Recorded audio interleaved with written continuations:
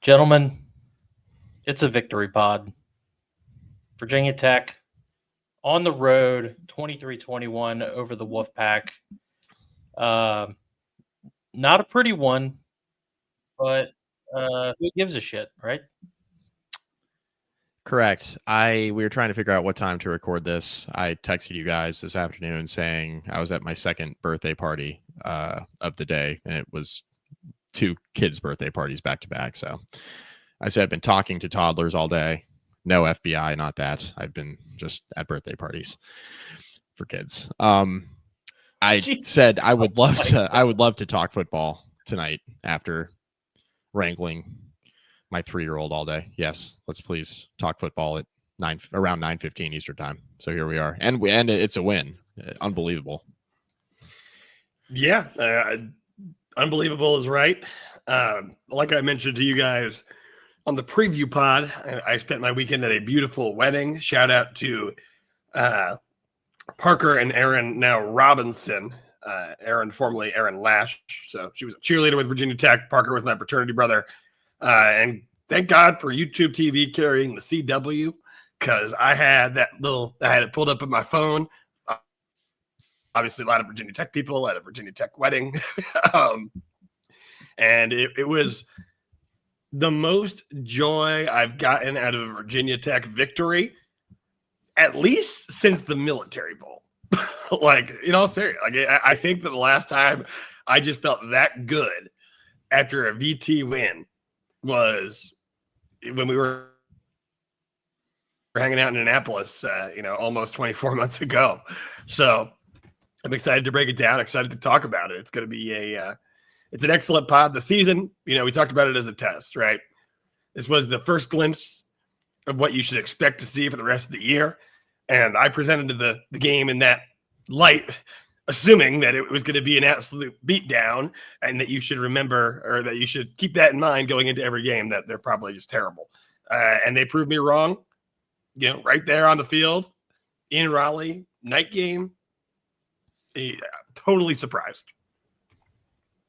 Who knew that the best win of the Brent Pry era would come from a head coach not named Brent Pry? Yeah. I mean, the only other win that you felt like in the Brent Pry era, you're like, oh, that was a lot of fun, was when we beat Virginia 55-19. But that was like not a good Virginia team. So it just felt good because it was your rival and you won by a million. Yeah. This was a really good win. I mean, we talked about on the preview a little bit that if you played competent football, right, and all three of us said we have to see it to believe it. But if you play competent football, right, NC State's a game that you could get, because NC State's defense has had some issues. CJ Bailey has had some turnover problems. Like there was a path to winning this game. Now we knew that it wouldn't be easy because you're going on the road in Raleigh at night. It's a very good college football atmosphere, like one of the more underrated atmospheres in the ACC. Kind of similar to Tech in that regard, where the results on the field don't always match the support they get from the fan base. Totally agree. I think they're one of the same in fan support relative to football program results, which NC State's had far more success from a program standpoint than Virginia Tech's had over the last decade. No doubt about that. But this was a game that was gettable, but we hadn't seen this yet. We hadn't seen like a competent 4-quarter football game put together against a real like warm-bodied opponent. Like Wofford doesn't count. We got nothing out of that last week. It was like, okay, great. We got a win under our belt. Can we do that against a team with a pulse?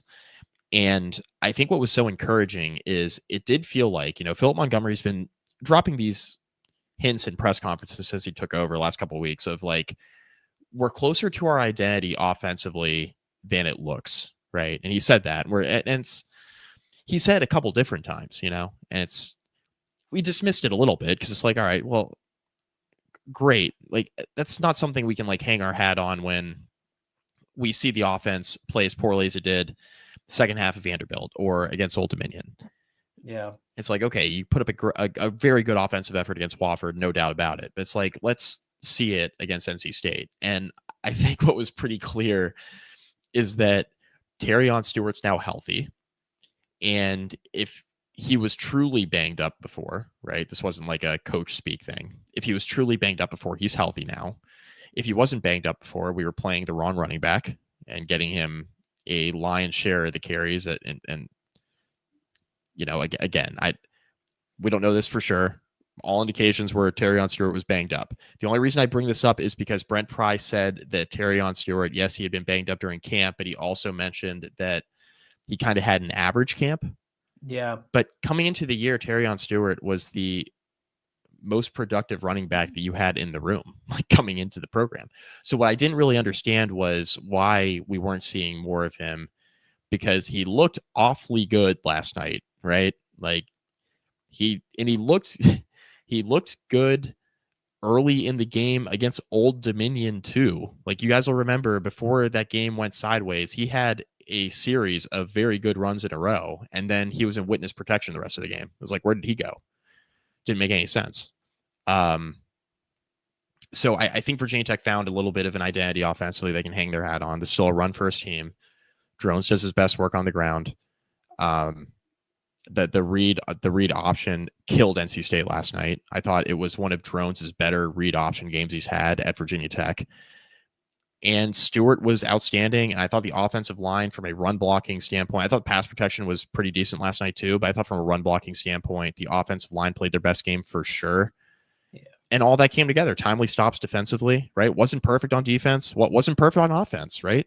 Was not a perfect game. Was not a sight for sore eyes game for sure. It was ugly. And a lot of Virginia Tech's wins, and we don't know how many of them we're going to get this year, are going to be ugly. But it's really encouraging to get one like that on the road. Question we had coming into the week was, is this team going to quit? Is this, we're going to find out, it's kind of like a put up or shut up moment for the football team. Like whoever's in, we're be where your feet are, right? Not 1 foot out the door. And the guys who played, man, they brought it. We can get into individual performances, but I was just really encouraged by how they responded and how they have responded, right, to Philip Montgomery through 2 weeks. It's really encouraging.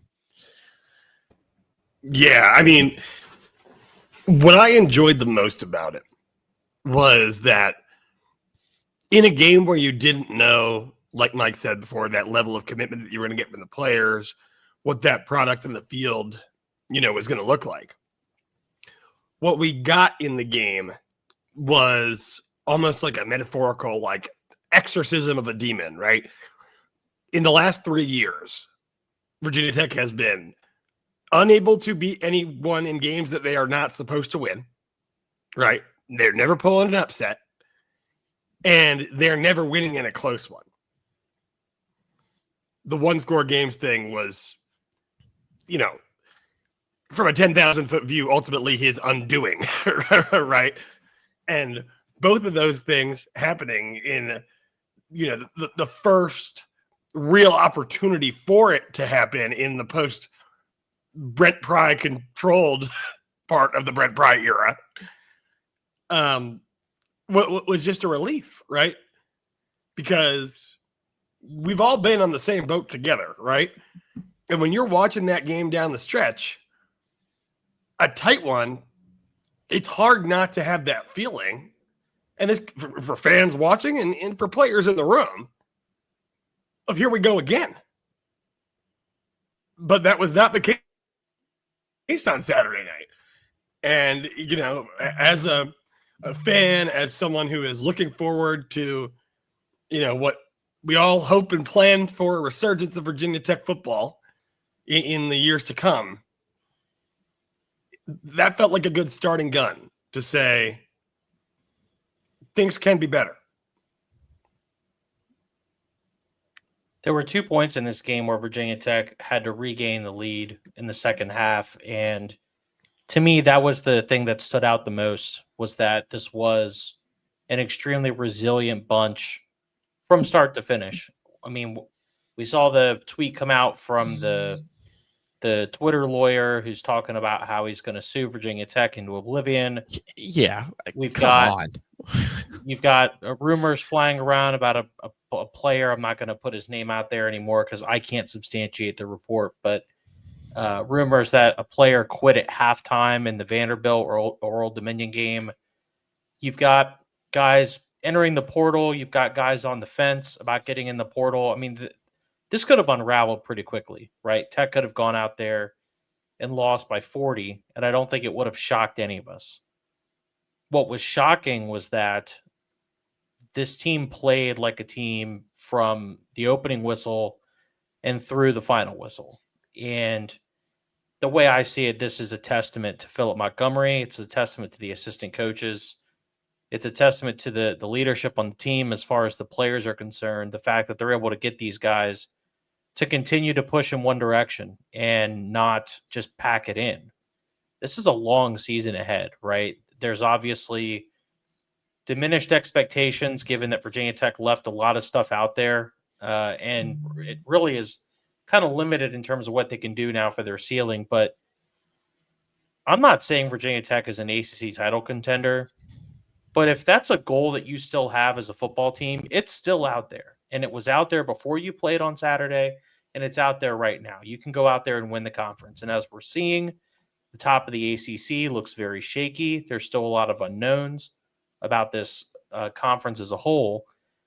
So the reason to be motivated is still there. And Montgomery, his coaches, and the leadership on this team have been able to keep these guys motivated in playing focused, playing with hard effort and resilience. And I think for me, that was the most impressive part of this, the fact that they were able to pull this all together with multiple guys in the portal, multiple guys off the roster with no explanation. This is a really good sign that the remaining part of the season, Virginia Tech is going to go out there and play competent football, win or lose. And I think that's what we all wanted just a few days ago. Yeah. And Ricky, like to your point about Montgomery and the coaching staff, right? For all the reasons that you laid out before, it should be falling apart, right? It should be falling apart at the seams. We've all worked different jobs in our lives. I'm sure some of our listeners have, been in this situation as well. When you're at a job and things aren't going well and no one's bought in, not a lot of the work gets done, and it's a very toxic energy to be a part of. And for interim head coach situations like this in college football, where, like you said, everyone's got one foot out the door, everyone's got their own priorities, that tends to lead to, half-hearted, sloppy football. So, and that's the opposite of what we saw on Saturday night. And all the credit in the world has to go to Phil Montgomery there. And you understand why they picked the guy. Because, if nothing else, given a totally suboptimal set of circumstances, he got his guys to go out there and play their hearts out. And that says a lot about him as a man and a culture builder. And that's something I really appreciate about the game. Like that stuff doesn't happen by accident. That is the result of a successful, highly intentional set of actions that happen with this coaching staff behind the scenes. And you got to give them their flowers. Because, again, anyone who listened to the preview podcast, I just frankly didn't think it was possible to have them come out with that level of energy, especially here, in the first real game back when everything is still so much up in the air for this program. He hasn't been here that long, guys. Like, the fact that the players are playing for him, right? And buying what he's selling. Why do we think that is? How is he able to actually keep these guys bought in? Because it's one thing to be able to tell them everything you want is right in front of you without, quoting Aaron Boone word for word. But to actually get guys to go do it and to feel the need and feel compelled to go forward, I'm not sure how he's actually getting it done other than being one hell of a motivator. Experience. This is where, in my opinion, the experience part pays off. Now, yeah, again, it's different when it's your program versus you're coming in interim. Like, this is new for everybody. Like, a lot of Virginia Tech fans haven't seen this before, right? Where it's 3 games into the season and you have an interim. It's experience. It's somebody who's led a locker room before, Yeah. not just for a game or two, right? But for long periods of time, multiple years. Seen a lot of stuff, right? Gone through the ups and downs. It's you can hang your hat on that, right? Yeah. I think we talked about this like post Fuente. We're like, if he goes and he's successful somewhere else, he'll probably draw from the positives of his experiences both at Memphis and Virginia Tech, right? And he'll learn from his mistakes because that's how we all grow, right? Personally, professionally, what have you. Like Montgomery's been through a lot, he's seen a lot, and I think that really helps him, right? And the same will go for Brent Pry if he ever is a head coach elsewhere later, right? It'll be the same deal. He'll be a better coach for it. I think the players are responding because it was clear that they needed a new voice in the locker room. That's why Virginia Tech made the move. If Virginia Tech beat Old Dominion, right, and it was ugly, you win the game ugly, Brent Pry's still the head coach, right? You go ahead and you're going to beat Wofford, okay. And going to the NC State game last night, who knows what happens, right? So you lose that game by a touchdown. Pry's still probably the head coach, you know? The reason why the move was made is because you got smoked against Old Dominion at home, and it was clear the team had quit. Same reason why Arkansas made a move on Sam Pittman today, right? The team quit on Arkansas, like the team quit on Pittman yesterday against Notre Dame. Same thing, right? Pittman had a weird buyout. They could have waited, right? He's got this clause in his contract where he's owed a certain amount of money if he's above 500. If he has above 500 record at the time of firing since he signed his extension in 2021, he's owed, I think, almost $10 million, right? If his record drops below that threshold, he's owed like 6.8 or something like that, right? The reason why I bring that up is Arkansas didn't care about paying the extra money. Virginia Tech didn't care, right? Pry had, $6 million buyout? Yeah. And obviously they have to pay him more because he didn't coach the full season. They didn't care. They pulled the plug. They didn't care that, some guys could enter the transfer portal and they hadn't played 4 games yet. They didn't care because it was clear the team quit, They're responding to Montgomery because they need a new voice in the room and he has the experience. I think that's why, right? Now, I don't know how many games Virginia Tech will win the rest of the year. This was obviously a great one. They've won 2 under Montgomery. That's fantastic. They have a winnable game coming up against Wake Forest, right? And I don't know how many more they'll win, but it's clear that at least they're going to play hard for this guy in a way that they had stopped playing hard for Pry. Sure seems that way. The fact that they were able to, again, go down twice in the second half, take the lead back both times, get a stop in clutch time there against CJ Bailey, who was having a relatively good season going into last night and had himself a pretty good first half, but did not quite have it in the second half. And I texted a buddy of mine about Sam Seifkis after that initial scoring drive for NC State, and I was like, man, I don't know. He just doesn't seem like he's able to keep up with these Power 5 offenses. And I'll tell you what, man, the defense showed up after that and was really able to keep things in front of them. They didn't give up a ton of big plays. Did a good job keeping the running game bottled up, which is impressive considering the guy who's carrying the ball for NC State. The defense really led the way last night, that and being able to control the ball on the ground offensively. But I was really impressed with how the defense held up, especially against a unit that's put up points in every game that they've played so far this year. Yeah, agree. The defense playing the way that it did.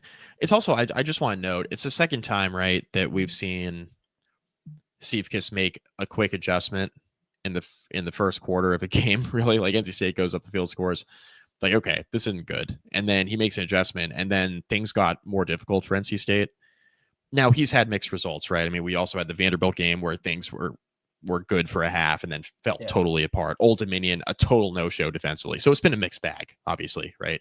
But I think it's a combo of everybody who's in that locker room now has something to play for, right? There are guys who you don't know what we still have guys, we don't know what their status is. We have no idea.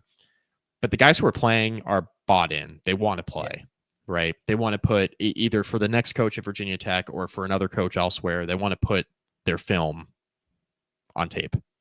The coaches. Montgomery's got a lot to coach for. And I'm not going on this like rant like he's going to get himself into consideration for the Tech job. I don't even mean it that way. I mean, he's got a lot to coach for in that he's been bouncing around a little bit since losing his job at Tulsa, right? Went to Auburn, didn't work out with Hugh Freeze, kind of a throwaway, has coached in like the UFL, comes back, and now he's at college again, which I think is where he wants to, it's pretty clear he wants to coach college football, right?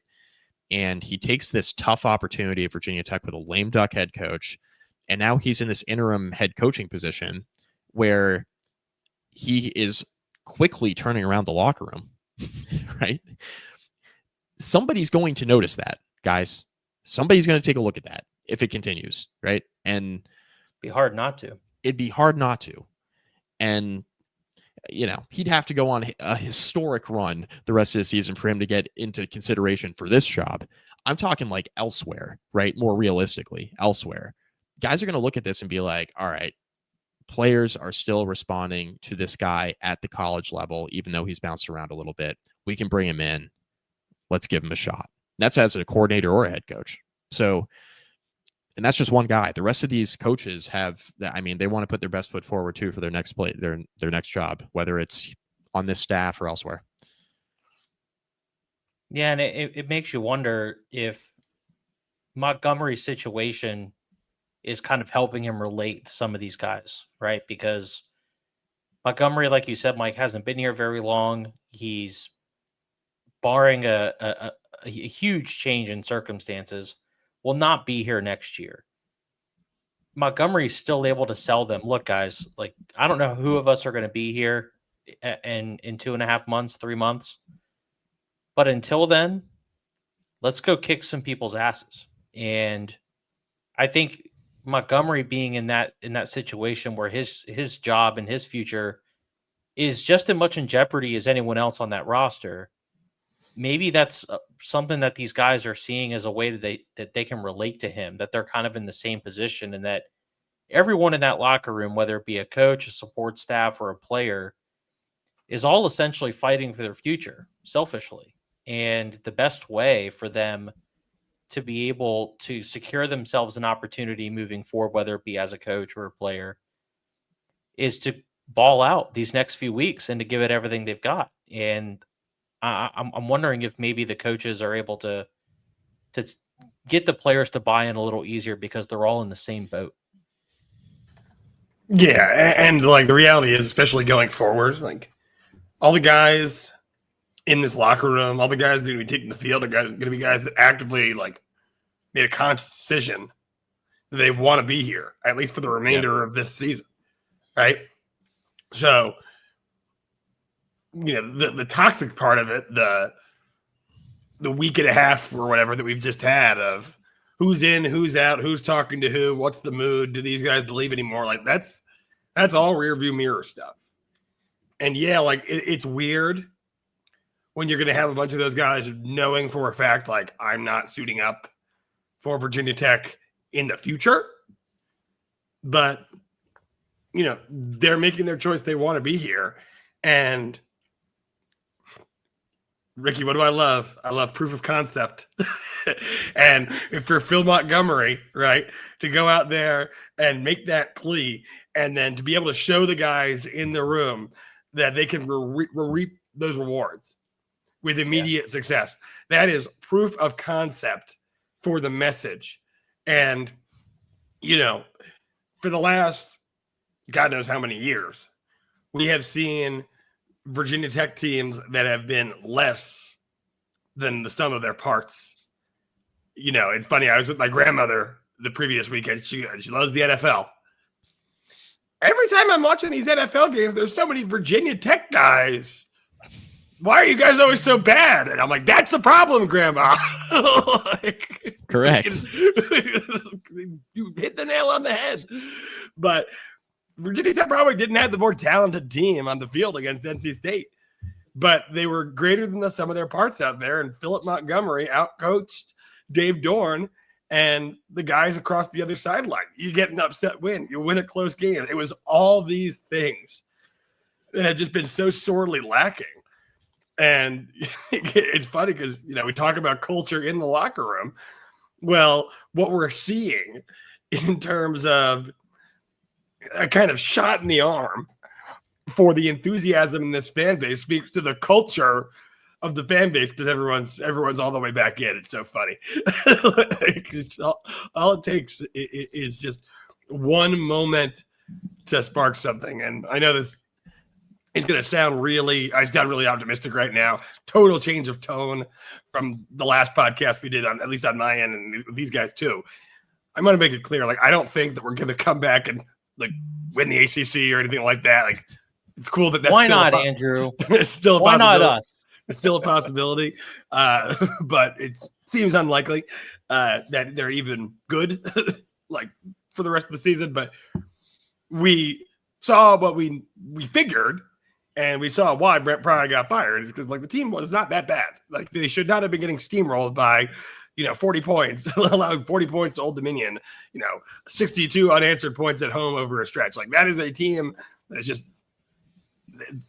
checked out. Yeah, checked out. It's not a team. And that was the opposite of what we saw on Saturday night. And it's just refreshing to know that, I can go to the Wake Forest game. I can turn on these, Cal and Georgia Tech games and say, the Hokies are going to have a chance to be competitive out there, and we'll see what happens, rather than what I feared, which was that everything going forward was just going to be an automatic, 60-minute ass kicking on the part of the other team. So no wins against FBS competition, only win being against Wofford, the week after you fired the head guy. That was all on the table. Yeah. Seemed hyper realistic. But now, you look at some of those games I just mentioned, Cal, Wake coming up right up next week. Who knows? Still a lot of questions in the ACC. Obviously, UVA looks good. Got to give them credit where it's due. But not all is lost, and this thing might be worth talking about and following and turning on every weekend going forward. And I'll call that a pleasant surprise. One quick thing too, you're able to more easily sell new season when you make the firing when you did. Obviously the administration was left no choice because of how that Old Dominion game went down, but pulling the trigger then allowed you to have almost like a warm-up game with the new coach, right, against Wofford, and then sell, okay, guys, we got some confidence, got a win under our belt. Now it's ACC play. New season. All your goals are still in front of you. Like Ricky, you mentioned that earlier. I don't think any of us think this team's a conference title contender or something. That's crazy. But you're able to sell that in the locker room when you start stringing wins together. It's wait a minute, guys, let's start playing to our potential. Okay. Let's see what we can do. You can sell that when you make the firing of Pry when you did. So I think that's just another thing to note as far as getting the guys bought in for kind of turning the page and moving forward. I want to get back to this defense pretty quick. CJ Bailey only throws for 240, which is fine. It's not great. More importantly, though, they hold NC State to less than 100 yards, even excluding sacks. They did get to CJ Bailey 5 times in this game. They had 8 tackles for loss. Noah Chambers, Sheldon Robinson, 2 true freshmen coming to this game, make impact plays right away, right off the bat. Make yourself some money. Caleb Spencer gets a ton of run in this game, leads the team with 11 tackles, gets himself half a tackle for loss. To me, this was what we kind of envisioned this defense could potentially be, a faster defense that's able to fly around and make plays. And I was very encouraged to see that Noah Chambers is getting on the field, Sheldon Robinson is getting on the field.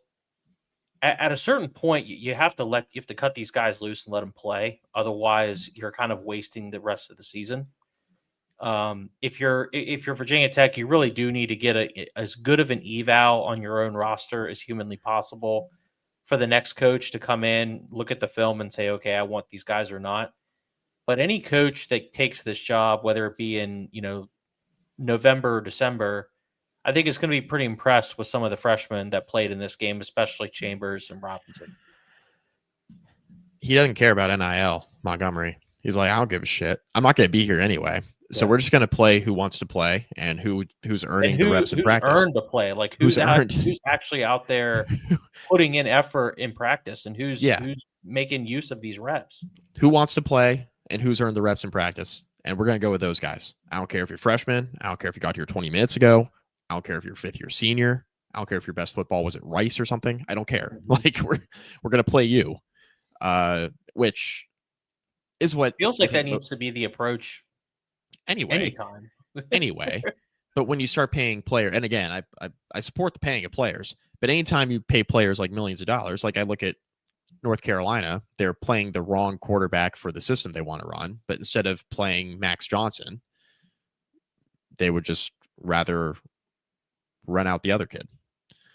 And it's like, well, yeah, that's because you paid him probably $2.5 million to come. You know what I mean? It's just like, this is happening in college sports now. You're doing your roster a disservice if Correct. You're not holding your own players accountable, regardless of what their pay for play or revenue share check might be. Yeah.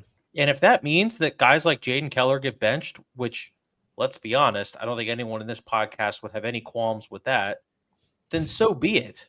I mean, at a certain point, you have to play the guys that are working their ass off in practice and are out there making plays, and give those guys a chance, especially some of these younger players that have got to be hungry as hell because they realize this is really a tailor-made opportunity for them to prove themselves for next season, whether it be a starting job or a spot in the 2-deep at Virginia Tech, or another school comes calling and brings them in to serve in that role. Yeah, I agree. Chambers was good. Sheldon Robinson was good, and Caleb Spencer played his best game this season for sure. So 3 pretty encouraging performances by the young guys. And you have to hope that they can continue to get pressure on the ball like that. If they can make those plays in the backfield as often as they did, it's going to do wonders for a secondary that is still, I feel like, trying to get their feet under them. Yeah, and like reality, there's going to be a ton of roster turnover from the end of the season and next season. And you're going to, in a world that demands immediate success, roster building is going to be a challenge. Well, it's going to be, at the end of the day, easier to convince a guy to stay around than it is to pull someone in from somewhere else. That's just the nature of the beast. Like, it's easier to stay where you're at. And the more guys, who cares what the names are, that put themselves into the pool of guys that we would want to keep around, the better. And to have new names emerge this quickly is exciting. I'm not going to get my hopes up. No guarantee that these guys are coming back to Tech, but it's better to have them in the room right now than it is to have them elsewhere. So let's hope it's the beginning of a longer list of names to emerge over the course of the year. On offense, boys, Kyron Drones has another pretty solid performance, takes care of the football, but obviously Terrion Stewart kind of stole the show in this one, had himself a bit of a Bashal Tootin performance, if you will, ripped off the 85-yard earlier in this game, but the 174 yards he had total was not just from that one run. He was consistently gashing NC State's defense up the middle. He looked like he was the hardest person to tackle on the field, bar none. And even if you take that run out, Rick, even if you take that run out, he averaged like 6 point, to your point, like 6.3 or 6.4 yards per rush, even if you take that long one out of it.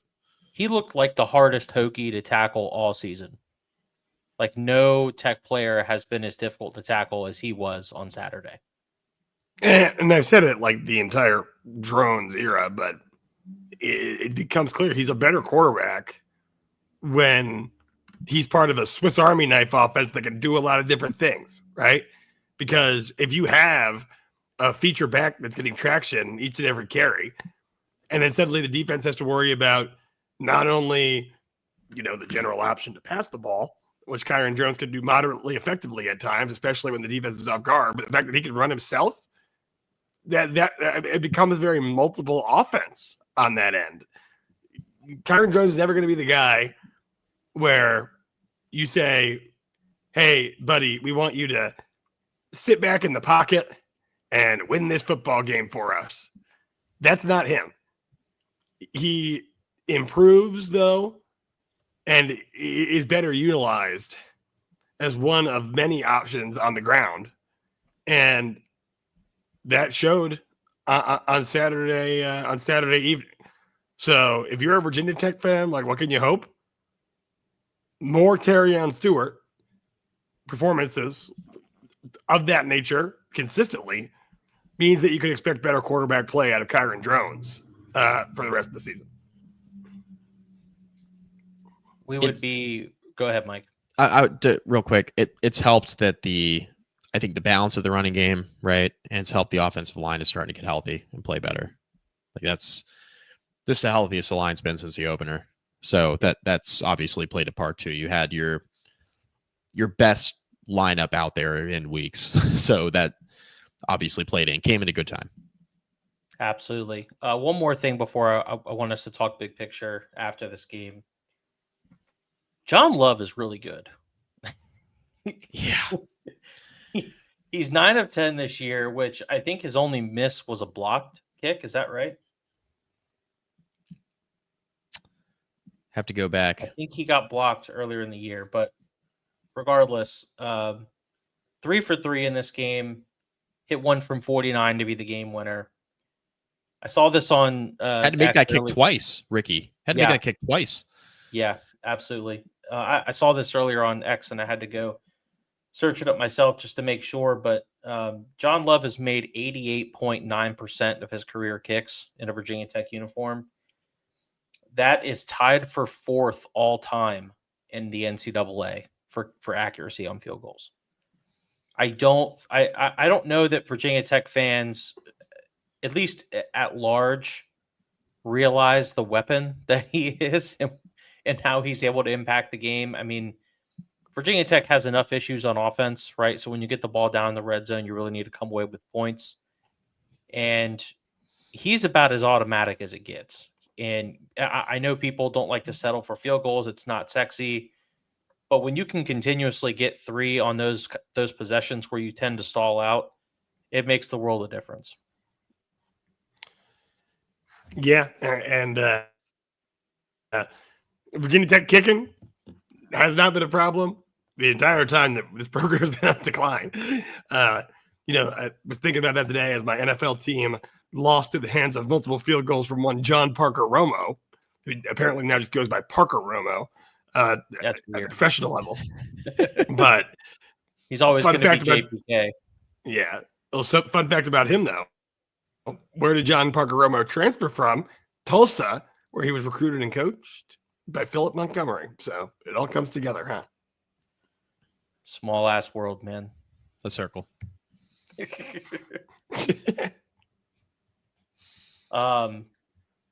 Let's talk big picture, right? Unless you guys have anything else in this game that you specifically wanted to point out. The catch by Gosnell, for the throw by yeah. Drones, the catch by Gosnell was so sick. Saved the game. Yeah. Honestly. Yeah, it did. Oh, can we talk real quick? How'd you guys feel about the again, it worked out. I don't want to Monday morning quarterback too much, God. but the 4th down decision, because I was dying. I understand why he punted. I understand they didn't have any timeouts. They had to go up the field. And you're putting a lot of trust in an offense that probably doesn't really deserve it, even though they played well Saturday night and Terrion Stewart couldn't be stopped. Everybody in the stadium knows there's some sort of running play coming. But how'd you guys feel about having to punt? Montgomery said after the game that if they were a little further out of their own territory, that he would have probably gone for it, and that he was you could tell he was seriously considering going for it. Because, I mean, they called the timeout, and then they're trying to draw him off sides, call a timeout. They're sitting there. You could tell they're discussing it. and then to punt and then rely on your defense, which again had played well last night, but NC State was getting a little bit of momentum there going like late third quarter. How'd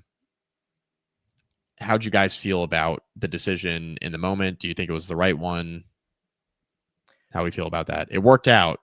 Yeah, But I mean, it felt like it was probably the right call, although I'm not sure. I tweeted this at the time. I was kind of torn on the decision, but the defense had been playing particularly well for most of the night. If you don't get it, you're giving NC State the ball right outside, if not already in field goal range. mhm. I understand the thought process of screw it. Like, what do you have to lose at this point? Just go ahead and try and win the football game. I get that, but it felt like the safer play here was the right option. And obviously it did work. And I know that Kyron made a comment after the game where he's going to have to go talk to Monty and see if they can maybe fix that for next time. But I felt like there were a lot of people upset about it too early because it was kind of a lose-lose situation. And I think that he chose the right one just because it was the safest decision there. I mean, yeah, had we lost the game, I'd be going bananas. but I mean, it makes sense. Who am I to question what worked? Like, he had a difficult decision in front of him. Like, I can create the very compelling argument for either side and be convinced by it, right? Obviously, what he did worked. So I'm not here to criticize it 24 hours later, but at the time, I was scratching my head a little bit because I was in the boat at the time of what do you have to lose? Go win the game. But he trusted a defense that had been playing well all day, and that trust was well placed. Hokies win. Yeah. I understood it. I just in the moment I was like, please just go for it. Like like if you can't pick up a yard with your 6'4", whatever he is, 200 and something pound quarterback, you probably don't deserve it anyway. Like, Yeah. but I get it. Didn't have any timeouts, so it was going to be hard. It was hard for them to move it up the field the way that they wanted to. So I mean, it worked out. I was just curious what you guys thought. Yeah, and I mean, I'm a pretty staunch supporter of like not chasing points and things like that, and playing the game safe until you can't, and especially since the defense had played so damn well, I feel like that was probably the right call. If the defense had been struggling, and you have a 4th and 1 to win the game, I think maybe I might have a little bit of a different opinion, but ultimately, Monty did pick the right one, and already has the same amount of 1-score wins in 2 games as Brent Pry did. And I don't want to overanalyze just one moment, right? Because there could be games later this year where we're like, oh my god, like wrong decision, all that stuff. But this is when it pays to have a guy who's been in that seat before, who understands, like has the read on the game, right? All of us are screaming, go for it, go for it, go for it. He's like, defense has played great. We're punting. Like, if we don't pick this up, we're gifting them the field goal. We're going to lose the game. Like, we're going to punt here, make him go like, essentially like 65, 70 yards on our defense that has really made CJ Bailey work for it all night, who has a penchant of throwing the ball to the other team. And we're going to see if they can do it because they haven't been able to really do it consistently all night. Let's see if we can get one stop. Plus, the confidence it gives your defense now moving forward, that's the flip side of it too. Like, I'm thinking of it in the moment. I'm like, let's give the offense some confidence, right? We've had a great game tonight. What better way than to get a yard and just be like, all right, great offensive performance, found our identity, running the football. Drones made some big time throws when he needed to. Defense played great. But now, I mean, your defense being the last unit to get a stop at the end of a game like that, we haven't had a moment like that in a Tech game in a while. So you do have that to hang your hat on too in practices this week. Absolutely. And they're also going to be able to hang their hat on the fact that they're currently tied for first in the ACC, which is something that I don't think anyone on this roster would have thought they would have been in just a few months ago. And we've already said this, so I want to repeat it to make sure everyone is clear that we're not being delusional on this show. None of us believe that Virginia Tech is a legitimate ACC contender here. No. However, there are some games here where Virginia Tech can get themselves to finish in the middle of the conference, where that's not a position that I think many of us thought they would be in just 2 weeks ago or even last week. I think a goal that is going to be hard to reach, but is potentially attainable if you play like you did last night, is bowl eligibility. Yep. And especially with that game at the end of the year. And I don't think it's because no matter how good or bad either team is, Virginia Tech has owned that rivalry. It's going to be hard to get there because you got beat bad by Old Dominion, which was supposed to be one of those wins on your schedule to get you to the upper echelon, right, of like what we thought the ceiling was going to be for this team. But Wake and Georgia Tech was a mess yesterday. Wake should have won that game. They got hosed a little bit on talk about that, different podcast. Wake got hosed. Georgia Tech should have lost that game, right? Georgia Tech has a tendency to play with its food against teams they should beat, right? They play up or down to their competition. Right.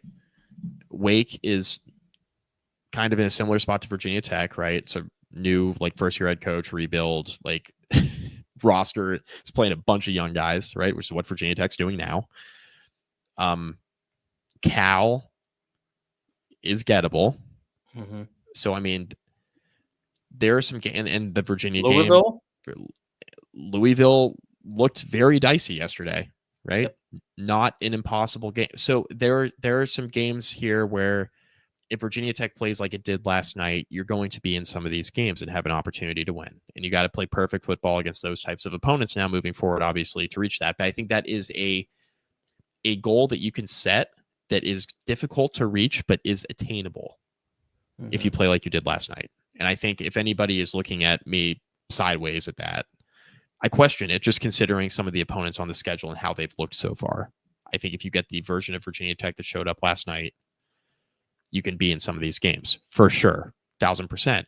Which, Andrew, right to your point a couple minutes ago, we were just hoping that a competent version of whatever this roster is would show up this season and play hard for the coach. That's what we were hoping for, which is why last night was so satisfying. Yeah, I mean, at the end of the day, right, like, bowl eligibility could be challenging. It's possible, but it would be challenging. Right. My barometer on, like, success here is, though Virginia Tech has had their ups and downs, I don't really feel like we've been at a point where there's been, like, full-on apathy and people are like, I don't even need to watch. Like, I don't care. You know, and even in what that would look like this year might still have like some positive spin on it. Well, you know, we're getting rid of everyone. Like, you know, it's a full punt to next year, right? But with the game last night, I have a feeling, and just, you know, as someone who's going to the game next week, and I was always planning on going regardless. Like, I have family that's going to be there who I see once a year at a game, and you know, we could have lost 100-0 last week, and I would still go. I've gone next weekend. But other people, right, who I know were on the fence are okay. They're back in. Well, I'll see you there. You know, tailgate, same place, same time, blah, blah, blah. And that's a good thing, right? Because it's Virginia Tech is not going to be an afterthought, you know, on Saturday afternoons for their own fans. Like, there is reason to flip the channel to the game. There is reason to, you know, make a little weekend trip that you might not otherwise have made because you saw a team with some fight. And with what we saw on Saturday, at least through the month of October with Wake, Georgia Tech, and Cal, like, you have an extended period where it's like, okay, like, Virginia Tech should be in these games. Let's get excited for it, you know, and let's watch it with a level of interest for those, you know, outside of psychopaths like us who have spent years, you know, following and chronicling the program week to week, right? So that's what I'm excited for, and that's, you know, why I left Saturday night with a smile on my face. And shout out to Don Tomas, who I watched this game with, for giving us the idea for the title, addition by subtraction. There, got to give him a producer credit. Yes. The tweet, just to kind of finish that thought Andrew just had about like the fans being excited to go to the game. There's tweets from Virginia Tech fans I'm seeing on social media circulating last night. They're like, seriously, they were like, I was on the fence. Sorry, it's Scott. Scott getting ready for my next podcast here in a few minutes. I'm seeing tweets from the fan base being like, I was on the fence about whether or not to go next week, and I'm excited to go tailgate. So, I mean, that's real. I was seeing that too on social media. Like, the lots were pretty lifeless for Vanderbilt. Right. They were. It was not good. And you would have gotten to the apathy thing. Like Andrew said, we haven't gotten like full on apathy because like fans were even showing up for Wofford, right? For the opponent that it was and the situation with the team. You would have gotten probably full on apathy if Virginia Tech totally no-showed last night. It's like, oh my God, like what? Wake Forest, like what are we doing? We going to this? Like we doing this? Yeah, people are going to go. So yeah, and now they have something that hopefully they can enjoy. And it's also important to note that it's homecoming this weekend, which should generate a pretty good turnout. Those games usually don't have an issue getting folks in seats. We'll have to see. It'll be a 1:00 kick, so hopefully there'll be good weather. But I do envision that Lane Stadium will be pretty full for this one. I don't know if it's. Go ahead. Yeah, I'm not expecting like the 2015 Ohio State game, but it's like will people show up? Well, will we have a nice fall Saturday morning, first week of October? We all know that what that means for Blacksburg. I'll take it. I'll take it. Right? You're not expecting the student section to be full 90 minutes before kickoff like it was against East Carolina when we laid in it. Yeah, it's. I don't think that'll be the case, but. There's a little positive buzz. We haven't had a little positive buzz with this program in quite some time. It's been the electric slide downward since at least since the Military Bowl. So positive press, right? I mean, I'm sure, and actually me and my friends were talking about this earlier. Like, there's negative press to come. I'm sure, there'll be some Andrea Adelson article about how bad it really was that comes out. And Ricky LeBlue is going to have a stroke. But until then, it's been a while since we had good news. The last good news that you got as a Virginia Tech fan was like Chester Frazier's coming back. Like, we're going to lose to Old Dominion. You get Chester Frazier and you like it. You guys know damn well that there is a expose article on the content calendar already at the worldwide leader. It's already assigned to Andrea Adelson. It's going to drop in like July, and it's going to have quotes from people on the current staff, and it's going to talk about all the money. It's going to talk about players quitting at halftime. I cannot wait to drop this next joke, which just two of you will appreciate. For it already. It's already on the content calendar for next year. Yeah, then you'll tweet about it, and then you'll be setting up a second meeting with someone prominent in media. Like you'll be talking to an announcer. You'll be talking to a reporter. Hey, goodness gracious! It's, I just imagine Andrea Adelson like pasting together these hateful quotes from Virginia Tech personnel and like laughing like the Wicked Witch of the West in her, home office. But to be fair to Andrea Adelson, Virginia Tech has created a lot of click-generating content over the course of the last few decades. So she's not without a profit at our own expense. Yes, yeah, she's not without a juicy subject matter to go for. We should get her on the pod next time she does it. Just like we've been meaning to talk with you, man. She'd probably do it. I feel like we've known each other for years. Wait, Brent Pry, you actually want to do this interview with us? Don't check the replies. The way I see it, going back to the remaining part of the season, I think Virginia Tech needs to win 3 of their next 4 if they want to make a bowl game. Yes. They've got Wake Forest, Georgia Tech, Cal, and Louisville. Now, I think 3 is going to be pretty difficult. I don't expect 3 to happen. I think 2 is certainly reasonable. I think 3 is pushing it. But if Tech wants to make a bowl game, they need to go 3 and 4 before they get to Florida State, Miami. Dog, if they rattle off 4 straight, we're going to be lying through our teeth in November. It's going to be unbelievable. The podcast content is going to be unbelievable. We're going to go from the pendulum. How about the pendulum swinging the other way on this show? Like, oh my God, we should go back to listen to what we sounded like in September. Look where we are now. Yeah, if we go 2 and 2, that'd be good. It's happened on multiple occasions before with this podcast. You have to feel worse. I think 2023. Yeah. I mean, how funny would it be for us to beat Louisville, and then our discussion coming out of that is you have to feel better, which is like full circle from 2 years ago where we came out of the Louisville game. You have to feel worse. I mean, yeah, I can only pray. I don't expect any of this to happen. And if we do get to that point, I'm going to be like, they're going to be trying to get me in an insane asylum. I mean, they'd be going crazy. Like, I'm going to be spending my spare time etching a statue of Philip Montgomery out of stone. Like, come on. No, you're all coming to the Virginia game. We're all going to Charlottesville. Then, if listen.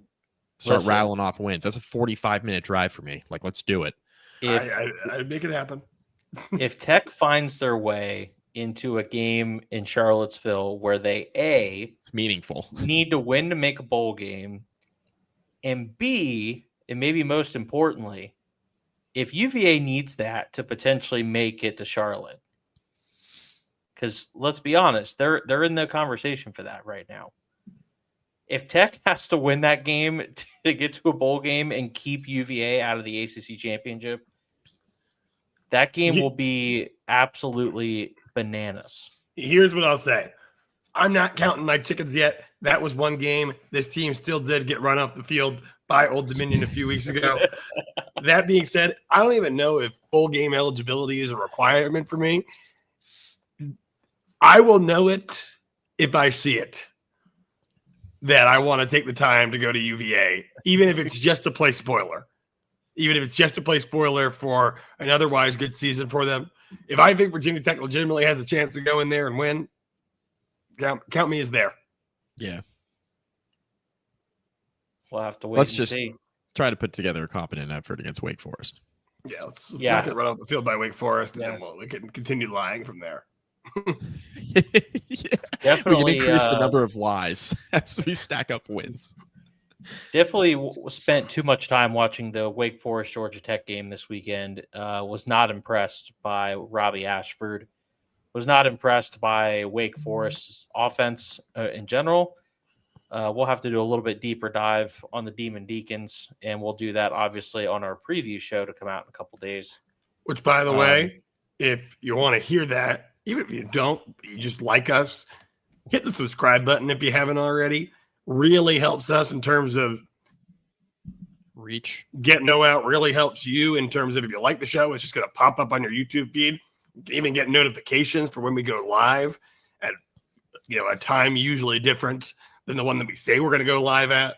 So all kinds of benefits on both ends. We really appreciate it. It really helps us with what we've been doing and are trying to grow here. So if you're with us and thinking that this season might just have more reasons to pay attention beyond, saying like, do you have to give Scott Frost a call? Like, then, hit that subscribe button, please. Yes, please do. Counts Family Pharmacy in Blacksburg, Home Field Apparel. Want to give them another shout out for continuing to support the show. We appreciate it. Any last words, boys? Anyone who is listening is going to the game on against Wake. Text me, DM me. I'm around. Let's party. I'll be there as well in the box.